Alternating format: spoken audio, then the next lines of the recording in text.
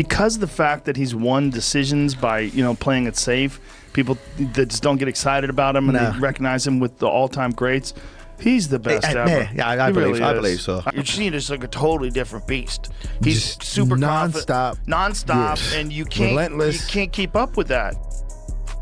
Shakur, he boxes because he does step back, Joe Rogan just called Shakur Stevenson the best fighter ever after watching him absolutely dismantle Teofimo Lopez at Madison Square Garden. And when Joe Rogan makes that kind of statement, the entire combat sports world stops and listens. But here's what's wild about this whole situation. Rogan didn't just praise Stevenson's win.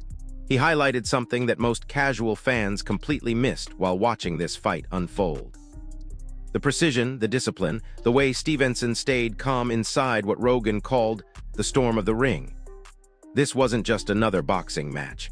This was a masterclass in what happens when raw talent meets tireless work ethic at the absolute highest level of professional boxing. Man, let me tell you, Shakur moved so well. He won every round, and he was just a step ahead with quickness and just with, just the plan himself. Great plan coming in, and he did well. Congratulations to him. He won all the rounds? Is that what you're saying? He won all 12 rounds? Well, maybe he lost one, but he won the majority of rounds. At what time did you realize that this was just going to be Shakur taking over the whole fight? After the fourth round. After the fourth round? Yeah. Teofimo, it seems like he couldn't just get it going. Like he just tried differently going up and down. The counters were getting him. Yeah. What could he done differently tonight? I don't know. It's difficult to box against a great mover like that. And, he tried. He definitely tried. His dad was emotional. He wanted him to do better, but, this is boxing. What we witnessed that night was Stevenson delivering one of the most complete performances of his entire career, outboxing Teofimo Lopez over 12 grueling rounds to capture the WBO junior welterweight title and become a 4-division world champion. Think about that for a second. 4 divisions. That's elite company in boxing history. All 3 judges scored the bout 119-109, which in boxing terms is absolutely lopsided. That's not a close fight. That's not a competitive decision. That's one fighter completely dominating another for 36 minutes straight. Lopez came into this fight as the defending champion with serious power and a reputation for breaking down opponents. But Stevenson made him look ordinary. He made him look like he didn't belong in the same ring. Just beautiful performance by Shakur, dominant, only lost a round. Was there any moment you had any doubt, or I don't know, but as the fight progressed, what were you seeing? Well, actually, once I seen that he couldn't handle our hand speed, I really felt comfortable with that, I felt, that we could take risks and do more and whatnot, and as the fight went on, it seemed like it just got better, We was hoping that the pace would, kind of kick him off, kick in with him and slow him down, but I think it did to a point, but I think, his overall performance, he did well, like I said, we give a lot of respect to him. He's a formidable opponent, and Shakur just stayed with the game plan and just... But here's where it gets really interesting. Joe Rogan explained what he's long admired most about Stevenson, and it's not what most people think. Sure, everyone talks about his offensive skills and his southpaw stance, but Rogan zeroed in on Stevenson's defensive mastery and technical brilliance. As Rogan put it during his podcast breakdown, he's elite, and just skill. That's high praise coming from someone who's watched thousands of fighters over the decades. What made Stevenson's defense particularly impressive in this fight was how he integrated it seamlessly into his offense. He wasn't just surviving Lopez's attacks. He was making Lopez pay for every attempt, countering with precision shots while never taking significant damage in return. Shell since Floyd Mayweather. Yeah. His defense was incredible. Yeah. Defense, and he stayed, and that guy was... And get this, after the fight, Shakur acknowledged Lopez's courage in a way that actually threw shade at the entire division. He tweeted, "Thank you for the opportunity, Teo. I respect you for not being scared to put it on the line like the rest of these fighters." Did you catch that dig? Like the rest of these fighters. Stevenson just called out every other champion and contender who's been avoiding him. Meanwhile, Teofimo Lopez was visibly heartbroken and disappointed on fight night. The cameras caught him in his corner looking completely defeated and frustrated, and honestly, you could see it in his face. This was supposed to be his moment to prove he belonged with the elite. Instead, his inability to land anything meaningful against Stevenson's suffocating defense left him looking lost. The fight never went his way, not even for a single round. Him. And Shakur stayed in the pocket. Yeah. He stayed in the pocket. He also said he's not calling him a runner before. Anymore. He's not a runner, yeah. But he said after that fight, I'm not going to fight that way anymore. He said I took too many shots. Oh, really? Yeah, because he wanted to like put on a show and show everybody he's not just a runner. He could stand in the pocket. Right. Then he's like, why am I doing this? I'll box. Now listen to this part, because the reactions from other fighters tell you everything about what really happened that night. Bill Haney, who trains some of the biggest names in boxing, publicly acknowledged Stevenson's work on social media, posting "Great execution by Team Shakur." That's significant because Haney doesn't praise fighters lightly. Boxing analysts and other fighters flooded social media with reactions, and they all said the same thing. This wasn't just a win. This was a masterclass in minimizing damage while maximizing output. Many pointed out that Lopez struggled throughout because every time he tried to impose his aggression, Stevenson would neutralize it with lateral movement, perfect timing, and clean counters. Even when Lopez tried to rally in the middle rounds, Stevenson's defense never cracked. He simply adapted, making Lopez reset and rethink his approach rather than allowing him to get closer and impose his physical advantages. You know, I thought that Teo is an elite guy, and he basically made him look quite average tonight. 4-division world champion, 28 years of age. What can you say? Did anything surprise you about Teo's performance tonight? No. I almost feel like he's running out of ideas. But I just think Shakur looked strong. You know, Shakur looked like he was punching very hard. His jab was on point. His footwork was incredible. It's his timing. It's his fitness. He's a complete fighter. Is Conor Ben realistic for Shakur Stevenson next? Hold on, guys. You can't go through there. No. But wait, it gets even more interesting when you look at what the experts predicted before this fight happened. Respected trainer and commentator Teddy Atlas had analyzed this matchup weeks earlier, and his breakdown was absolutely prophetic. Atlas pointed out that while both fighters brought high-level athleticism and skill to the table, Lopez's mental state could be the deciding factor in how everything unfolded. He acknowledged Lopez's power and physical gifts, but also noted his inconsistency against top competition. Atlas suggested that if Lopez wasn't mentally prepared and focused from the opening bell to the final second, Stevenson's disciplined, technical approach could expose those psychological vulnerabilities. And that's exactly what happened. Yo, what's up, man? How you doing, Your man? thoughts on tonight? Just grateful to be here, man. That's all. You put on a performance tonight and unfortunately came up short, but what was it that surprised you about Shakur Stevenson? Nothing at all, man. Just didn't come with the right plan. That's all. Better man won tonight. Good fan. Do you feel like you'd like to run it back at some point with Shakur? I know you're someone that always wants to like that time Kambosos beat you. You want to do it straight away, right? We'll see what happens next, man. I'm gonna let my team do the work on that. Here's the kicker, though. This perspective fit into a broader pre-fight narrative that most fans didn't fully understand. Lopez had shown flashes of absolute brilliance throughout his career, moments where he looked unstoppable. Yet he'd also brought a level of emotional unpredictability into big fights that had cost him before. Atlas and other analysts knew that this emotional volatility could tilt momentum in an evenly matched contest if Lopez couldn't manage it properly. In contrast, Stevenson's calculated style, defensive awareness, and ability to stay composed under the most intense pressure seemed tailor-made to capitalize on any mental lapses from Lopez. The fight became as much psychological warfare as it was physical combat, and Stevenson won both battles decisively. Overall, everything I told y'all, man, 9-3, man. But I Teo lucky. How many rounds they gave him? Did they give him a round? Fucking bum. Get Teo out of here. What could Teo done differently in this fight? Nothing. He couldn't do nothing.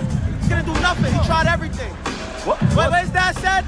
I told everybody. That's what his dad said, right? I told everybody. Got in, man. Got in. At what round did you feel like it was going to be just a takeover? First round. First round. I said it. First round. It's over with. It's going to be like this all night, man. All night. Richardson, what's going to be next for Shakur Stevenson from now? What is going to be next after this? I don't know. Whatever he want to do, man. Whatever he want to do. Now here's what makes this victory even more impressive. Stevenson is already recognized as one of boxing's most technically gifted fighters. He's a former Olympic silver medalist with a flawless professional record, known for elite defense, southpaw movement, and precision punching that borders on surgical. But this win was different because he'd climbed through various divisions to get here, and now he was seeking to claim title gold in his 4th weight class. Before the fight, Stevenson had spoken openly about wanting to cement his legacy as one of the greatest boxers ever, not just another champion with a belt. He insisted that his skill set and ring IQ would overwhelm Lopez, claiming he'd already studied the best of Lopez's performances and believed he was operating on a completely different level. The confidence wasn't arrogance. It was preparation meeting opportunity. Listen, to me, you got to start with Teofimo's mindset. I mean, he's a terrifically talented fighter, but he can be hot and cold. And I think the hot and cold isn't really attached to his physical abilities or condition. I think it's mental. I think, is he in a mental good place? Is he mentally in a good place? I think that, I don't know if we know that for sure, but when he's in mentally a good place, he's a hell of a fighter. I think that what's interesting about this is that he might be the first fighter that Shakur has ever faced that can match him athletically. Speed, quickness, and surpass him in power. But match him with hand speed and leg speed. So that makes it very interesting. I'll tell you something that nobody would dare to say because it sounds ludicrous. But here's where this gets absolutely wild. Stevenson's jump to 140 pounds represented a major gamble in his career because it was the first time he'd fought professionally at that weight. Instead of taking a tune-up fight to ease into the new division like most smart fighters do, he went straight after a recognized champion in Teofimo Lopez. Many analysts considered this Stevenson's toughest challenge, yet because he was leaving his comfort zone at lightweight to confront a physically stronger opponent who had held the WBO junior welterweight title and defended it multiple times successfully. Stevenson himself said he was chasing greatness and wasn't interested in taking the safe route, opting instead for this high-risk, high-reward opportunity that could have destroyed his career if it went wrong. I think if Teo, look, Shakur's terrific, and he looked great in his last fight. But I think that if Teo is right mentally, he could possibly outbox Shakur. Nobody would think that. What makes you say that? Because of what I just said, his athleticism. He can match him athletically. And he's got a good enough IQ of this sport in the ring where I think that he could, if he has the right strategy, and he's right mentally, I said that already, but he did actually make Shakur come out of his comfort zone and have to come forward, which is really not his forte. His forte is to be a great defensive fighter, turn defense into offense, and be a great counterpuncher. He could maybe make him come, get off, get out, use his legs, and maybe put the emphasis on Shakur to have to go take the risk. That would be interesting. There's another fight that's been announced today, Chisora against Wilder. Two guys coming to the end. What do you make of that fight? I just don't want to see nobody get hurt. I think that, I love Chisora. He's one of my favorite people in the sport, to be quite. And listen to this. After the fight, Ryan Garcia took to social media to break down what he witnessed at Madison Square Garden, and his analysis was brutal for Lopez. On X, Garcia wrote, "Not a good game plan from Teofimo," highlighting that Lopez struggled to adjust throughout the entire fight and was repeatedly outmaneuvered by Stevenson's disciplined approach. Garcia's comment reflected what everyone in boxing was thinking. Lopez looked completely out of sync for 12 straight rounds, unable to find openings or disrupt Stevenson's rhythm as the undefeated southpaw controlled distance and dictated every aspect of the fight's pace. Other voices across social media echoed similar sentiments, noting how Stevenson's tactical discipline neutralized Lopez's offense so completely that it left critics analyzing where everything went wrong for the former champion. I think the fight with Teo is either going to be you delivering a masterclass or a knockout by Teo. Yeah, or you getting into some type of brawl with Teo and end up getting knocked out, right? What are fans getting wrong about the matchup? I think the fans is getting wrong about the matchup is where I'm not sleeping on that I know about Teo. Teo's a good boxer. Mm-hmm. He's boxer first. Mm-hmm. So we could say, he's just going to knock you out. Or he's just going to... That's not him. He's boxing first. He's going to want to establish distance and range on the outside. and try to beat me up on the outside. So I think that's the main thing. And also the biggest thing that everybody don't realize with me, I could punch. Everybody say, oh, he can't punch, and then boom, crack somebody, and then they laying down, or something may happen to where they hurt or something like that. So I think that's two big things where they don't understand. But wait, it gets even crazier when you hear what Terrence Crawford said about Stevenson after this performance.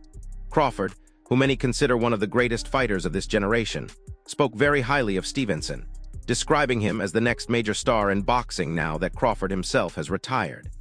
He explained that Stevenson has all the skills, tools, and natural ability needed to rise to the absolute top of the sport. Crawford believes that by defeating Lopez, Stevenson has solidified himself as a 4-weight world champion and potentially positioned himself at the top of the pound-for-pound rankings. Crawford, who's a 5-weight world champion himself, even suggested that Stevenson has the potential to eventually match or surpass that achievement. He expressed complete confidence that Stevenson could become a 5-weight champion as well, showing just how much belief he has in the young fighter's talent and dedication. He set this fight up, and I honestly did it because I wanted to push myself. I know that Teo is a tremendous fighter. I know he's on an extremely high level, and I feel like, well, I know that I can beat him, but I know that this should be a tough set, so I'm ready. Who were some of the other options you had? Lamar Roach. That would have been a real good fight, man. But I mean, Teo, he's a bigger name though, so I see why you went with him. Yeah, bigger name, and also he got the more accolades. He's been undisputed before. He's won belts at 35, won belts at 30, at 40. So he's more accomplished. So I know that would be a better name on my resume. Yeah, a lot of people saying that this is going to be a tough fight for you. I mean, they absolutely right to have their opinion. I already know this guy's good. I done came up in the amateurs with him. I chose this for that reason. Here's something most people don't know, though. Crawford got dragged into some drama surrounding this fight because of Teofimo Lopez's father and his constant trash-talking antics. Crawford responded firmly to the nonsense from Lopez SR, making it crystal clear that he wants absolutely no involvement in their attempts to stir up controversy and sell fights. Crawford explained that Lopez's father was trying to provoke him with what he called clown behavior to help generate interest. But Lopez isn't interested because he's officially retired from boxing. He said that while it's normal for fighters and their teams to promote matchups, there's no reason to drag him into it when he's already stepped away from the sport completely. Crawford emphasized that he's not coming back to fight anyone, so the constant trash talk and attention-seeking behavior is completely unnecessary and disrespectful to his retirement. I mean, it didn't seem like it, but did Teo, I don't know, present any issues, or was there any adjustments he made that you guys had to adjust back to, or? No, because, a lot of the stuff that he did, we were familiar with and we game planned for. So when we seen it, it was pretty much he didn't bring his problem. He didn't bring anything different to the ring that he's been doing.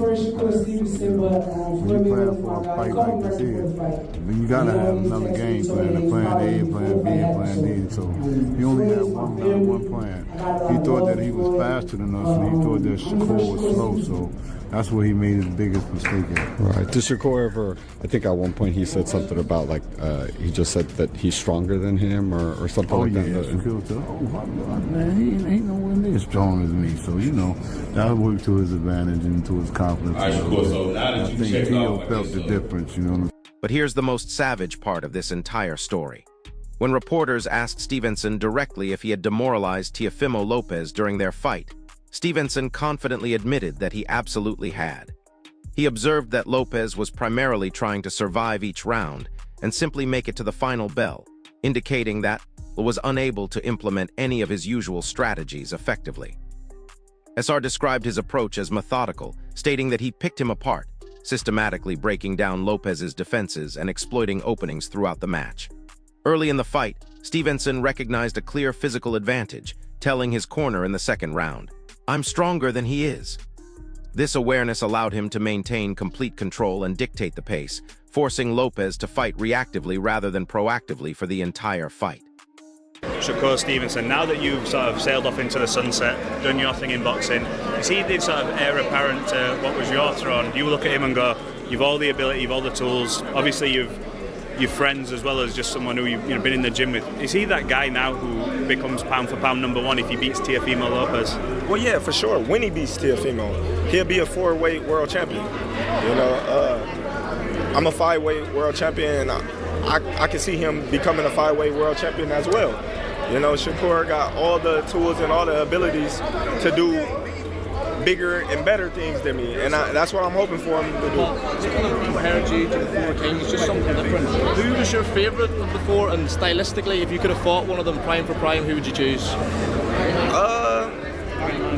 To be honest, I think I had a little bit of... So there you have it. Joe Rogan called Shakur Stevenson the best fighter ever after watching him completely dismantle a defending champion, move up in weight, and capture his 4th division title in dominant fashion. This wasn't just about one night in Madison Square Garden. This was about a young fighter proving he belongs in the conversation with the greatest boxers of all time. And honestly, after watching that performance and hearing the reactions from legends like Crawford and analysts like Rogan, I think we're witnessing the emergence of boxing's next superstar. The question isn't whether Stevenson is elite anymore. The question is how many more divisions he's going to conquer, and whether anyone can actually figure out how to solve the puzzle he presents in that ring.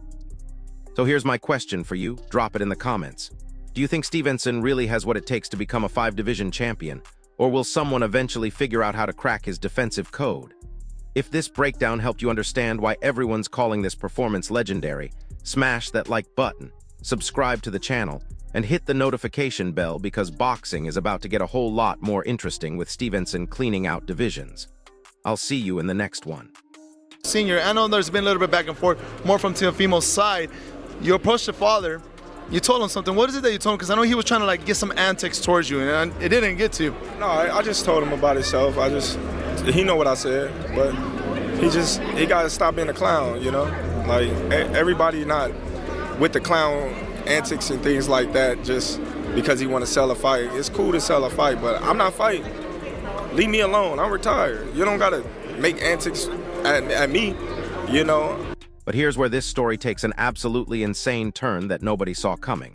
Just days after this dominant performance, Tank Davis publicly called out Stevenson on social media, claiming he's been ducking him for years and that the Lopez win doesn't prove anything. Tank posted a video saying, Shakur been running from this smoke since 2019. Now he think he's special cause he beat Teo. This is massive because Tank Davis represents everything Stevenson hasn't faced yet. Raw power, explosive combinations, and the kind of dangerous unpredictability that can end fights in a single exchange. Tank's callout wasn't just trash talk either. He came with receipts, posting screenshots of alleged contract negotiations that fell through, claiming Stevenson's team made impossible demands to avoid the fight. I put the work in. I stayed disciplined throughout my camp. I was in tremendous shape, and Teo, he's a hell of a fighter, but I was the better man tonight. Guys, just raise your hands, please, and the microphone will be brought to you. Thank you. Well, congratulations, man. Great performance, obviously. Did you feel at some point that you demoralized him and he was just kind of trying to get to the finish line? Yeah, I definitely did. I feel like he's a fighter, so he tried to fight back. But yeah, I picked him apart. In the second round, I want to say that I told my corner, I said, I'm stronger than he is. Did you feel like you hurt him at any point in the fight? Yeah, for sure. I hurt him a couple times. My jab, my left hand to the body, my left hand up top. I put on a great show tonight. Did you think you was really going to beat him up that way? Yes. Yes. I've been told you this. I told you this a minute ago. I said he's not on my level, and I proved it tonight. And shout out to you, bro. Shout out to you, bro. You're a hell of a fighter.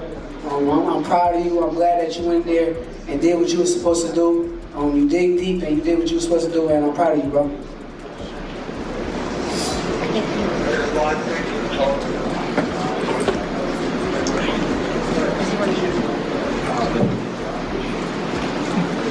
Shakur, hell of a fight, hell of a performance, right in the front. In the front, right in front.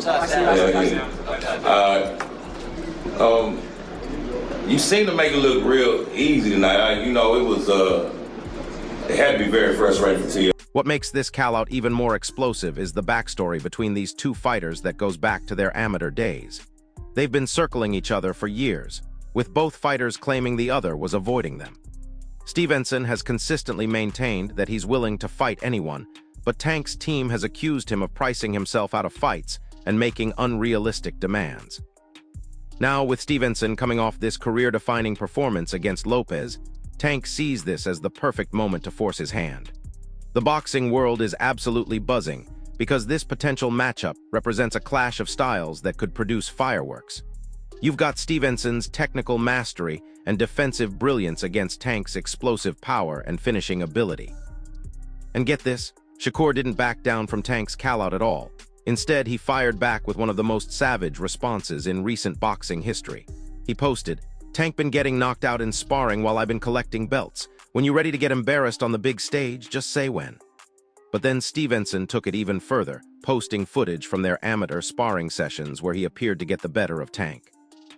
The video went viral instantly, with boxing fans analyzing every exchange frame by frame. Stevenson's confidence wasn't just bravado either. He broke down exactly why he believes Tank's style plays perfectly into his strengths, explaining that power punchers who rely on aggression are exactly the type of fighters his defensive system was designed to neutralize. But wait, there's another layer to this drama that makes it even more compelling. Floyd Mayweather, who has connections to both fighters, weighed in on the potential matchup during a recent interview. Floyd said something that sent shockwaves through the boxing community. He stated that while Stevenson reminds him of himself at that age, Tank Davis has the kind of raw power that can change any fight instantly. Floyd explained that this matchup represents the classic boxer versus puncher dynamic that has produced some of the greatest fights in boxing history. What made Floyd's comments particularly interesting was his prediction that whoever wins this fight will likely dominate the lightweight and junior welterweight divisions for the next 5 years. Here's something absolutely wild, though. Ryan Garcia, who's been going back and forth with both fighters on social media, dropped a bombshell revelation about a group chat that includes him, Tank, Stevenson, and several other top fighters. According to Garcia, Tank has been talking about the Stevenson fight for months in this private chat, constantly challenging him and getting frustrated when Stevenson would respond with technical breakdowns of why Tank's style wouldn't work against him. Garcia posted screenshots showing Tank getting increasingly agitated as Stevenson would calmly explain defensive concepts and ring IQ strategies. The screenshots revealed a side of both fighters that fans rarely see, with Tank's raw emotion clashing against Stevenson's calculated confidence. But here's where this gets absolutely insane. Devin Haney, who's been watching all this drama unfold, made a statement that nobody expected. Haney claimed that he sparred extensively with both fighters and believes the winner of a potential Stevenson versus Tank fight should face him for undisputed supremacy. Haney's comments added another layer of intrigue, because he's suggesting that this entire situation is really about determining who gets to face him in what could be the biggest fight in boxing. Haney specifically mentioned that Stevenson's performance against Lopez impressed him, but he noted that Tank's power represents a completely different challenge that could expose weaknesses in Stevenson's game that Lopez wasn't able to exploit. And listen to this part because it gets even crazier. Promoter Eddie Hearn revealed in a recent interview that there have been preliminary discussions about making the Stevenson versus Tank fight happen, and the numbers being discussed are absolutely staggering. Hearn suggested that this fight could generate pay-per-view numbers comparable to some of the biggest fights of the past decade, because it represents everything fans want to see. You've got two undefeated fighters in their prime, contrasting styles that guarantee excitement, and genuine bad blood that's been building for years. Hearn also mentioned that multiple venues are already expressing interest in hosting the fight, with Las Vegas and New York being the frontrunners. But here's the kicker that nobody saw coming. Shakur Stevenson's trainer revealed in a recent podcast interview that they've actually been preparing for the Tank Davis fight for over a year, even while focusing on other opponents. The trainer explained that they've been studying Tank's footage, working on specific defensive techniques, and developing a game plan that they believe will completely neutralize Tank's power advantage. He described their preparation as the most intensive they've ever undertaken for a potential opponent, involving specialized sparring partners who mimic Tank's style and countless hours of tactical planning. The trainer's confidence was striking, as he claimed they've identified specific weaknesses in Tank's approach that Stevenson can exploit. Here's something that'll blow your mind, though. A leaked video from Stevenson's training camp shows him working with a southpaw sparring partner who's been instructed to fight exactly like Tank Davis. The footage shows Stevenson systematically breaking down aggressive combinations, using lateral movement and counterpunching to neutralize power shots. What's most impressive is how relaxed Stevenson looks while dealing with these explosive attacks, suggesting that his team has developed specific techniques for handling Tank's style. The sparring partner in the video is visibly frustrated by the end of each round, unable to land clean shots despite throwing with bad intentions throughout each session. But wait, there's more drama brewing that could complicate this entire situation. Gervonta Davis's promoter made statements suggesting that Tank might move up in weight if the Stevenson fight doesn't materialize soon. This created a sense of urgency around negotiations, because both fighters are at crucial points in their careers where the biggest fights need to happen now. The promoter specifically mentioned that Tank has received offers from multiple weight classes and isn't going to wait indefinitely for Stevenson to commit to terms. This timeline pressure has created a fascinating dynamic where both fighters are playing chess with their career moves, knowing that missing this opportunity could impact their legacy permanently. And here's the most interesting psychological aspect of this entire situation. Sports psychologist Dr. Michael Torres, who's worked with several world champion boxers, analyzed the public exchanges between Stevenson and Tank, and his conclusions were fascinating. Dr. Torres observed that Stevenson's calm, analytical responses to Tank's emotional callouts suggest a fighter who's extremely confident in his preparation and game plan. In contrast, Tank's increasingly aggressive social media posts indicate someone who genuinely believes his power can overcome any technical advantage. Dr. Torres explained that this mental dynamic often determines fight outcomes before fighters even enter the ring, with a more composed fighter typically having a significant advantage when the pressure peaks during actual competition.